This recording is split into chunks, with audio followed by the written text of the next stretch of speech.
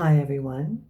I'm so happy to share with you some of my tips for stress management that I know have been effective for me and my busy lifestyle as a parent, as an entrepreneur, as someone who owns three businesses, who also, two of which are high performance businesses, as an actor, acting coach. And then, of course, helping many people build their health and wellness online business. So it's very important to understand what triggers you, what your stresses are. And some of that, you can do that by journaling, writing down those moments where you can feel it in your gut what is triggering you. We can usually tell by what's happening in our bodies of what's stressing us out, what's causing us anxiety. And so, what I love to do is just take stock, be mindful of what it is I'm feeling and where I'm feeling it in my body.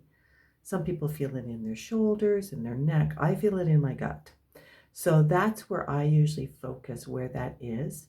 I take note of what might have triggered that gut feeling. Always go with your gut feeling. And then I write it down in a journal.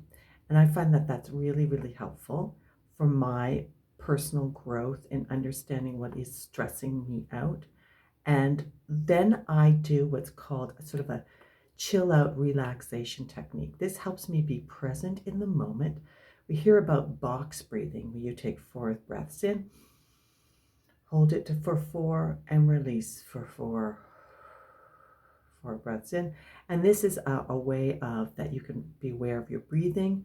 Meditation is always really great for your focus. And you can do that. There's many meditation apps that you can participate in, or just being mindful and finding a solid space, a space of solitude where you can be by yourself, where you have no other distractions. I know some of you may be very busy and have busy households, so it's kind of difficult to do that. But do try to find that place where maybe you can get up 10 minutes earlier than your whole family gets up and able to just do this sort of mindful breathing and relaxation and focus. So yoga and meditation, getting connected to your body, a morning routine is really helpful in terms of your stress releasers, so that's important. And some people use aromatherapy too, like essential oils. I personally love lavender and bergamot. And that can be mixed in with diffused in a diffuser with water diffusing too as well. So deep breathing. Also, sometimes I learned this in acting class actually. I do this before I ever go in performance because there's high stress in performance. Is I tense up a muscle that I find I can actually go through my whole body. So I lie on the floor and I go through different parts of my body where I focus on the feet. I tense my feet, hold that for 5 seconds, release. Then I go to my ankles, and then I go to my calves and my thighs, and you tense up that muscle and then you release it. So those tension and release is really great for relaxation of muscle and breathing too as well. And then of course working out is always great. Getting in your body, getting connected to your body. I love to sweat it out. I'm a big swimmer and also go on my Peloton and lift weights too as well. Walking at a rigorous pace is great. Like walk like you're walking, like you have to get somewhere quickly.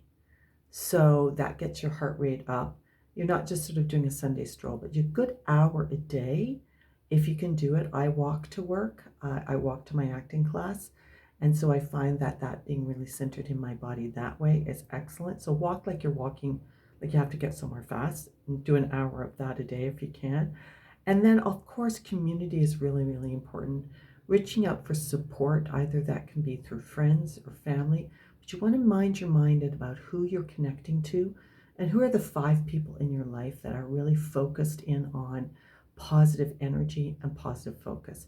Not toxic positivity, but someone who is actually by your side and walks by your side and is a positive influence with you and celebrates your wins, is actually happy for you when you have the wins in your life and you celebrate their wins too as well.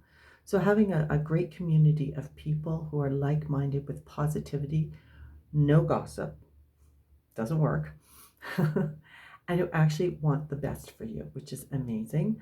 And then sometimes you can join a support group too as well. You can seek professional help too as well. And practice also, I think this is really important, practice active listening. What do I mean by that? You're actually asking questions and being present to the person that is talking with you. That you're not actually while you're listening, you're thinking about what you can actually say to them in response of what you're going to say next. You actually listen to them in the moment and be genuinely curious about the person, because that's a form of connection. And that way will really get a sense of community and linking arms with other people and being present with them. And then most importantly, get some rest, a good night's sleep.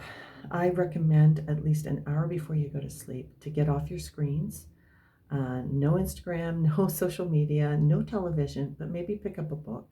Sometimes even doing meditation before you fall asleep, or do a nice body stretch too as well in your body. And also try to avoid caffeine, alcohol, or any kind of recreational drugs or anything, or any nicotine too as well before you go to bed. And you just want to create a really comfortable sleep environment too as well. Really set yourself up for the next day, what you're going to do for the next day. So write down, have a to-do list by your bedside. If something pops into your head, you want to write it down. And make sure that everything that you're ready for the next day is already planned, either in your backpack or your gym bag, or what you're going to be doing for the next day is all set up and ready to go, so that you're setting up your next day for success. And just create that relaxing bedtime routine. So, an hour before, you shut down everything, no alcohol, caffeine, or nicotine before you go to bed. Possibly read a good book, or listen to some meditation. I personally love online sleep stories too as well. I like to listen to a sleep story as I fall asleep, because reminds me when I was a kid, I loved sleep stories. And then just establish this really consistent sleep schedule.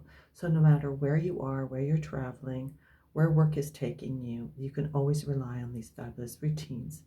So just to recap, I think it's important to, again, know what triggers you, what causes you anxiety, write down in a journal, have a chill out time phase like deep breathing, meditation. Whenever you find yourself feeling anxious, figure out where that is coming from and breathe deeply into it. Sometimes I even put my hand on the location of where I'm feeling the most stress and I breathe into it. Also, get physically active, sweat it out too as well, reach out for support, and also have a healthy sleep routine. I hope this helps you. I look forward to serving you more, and please look at the description below if you want to click on my link and find out more about how you can have a healthy living inside and out. I look forward to serving you. Bye.